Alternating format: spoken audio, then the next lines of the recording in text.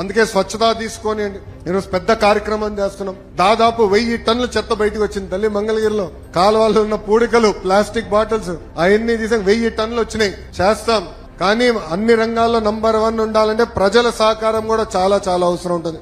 మీరు కూడా సహకరించాలి. చెత్త రోడ్డు పైన వేయకూడదు. ఈ రోజు మా పారిశుద్ధ్య కార్మికులు చాలా కష్టపడుతున్నారు. ప్రతిరోజు ప్రతి గడప దొక్కి చెత్త మీ దగ్గర నుంచి తీసుకుంటున్నారు. అందుకే దయచేసి చెత్త ఏమైనా వేయాలంటే రోడ్డు పైన కాదు, ఇంట్లో పెట్టుకోండి. పొద్దున మా పారిశుద్ధ్య కార్మికులు వచ్చి మీ దగ్గర చెత్త పట్టుకెళ్తారు.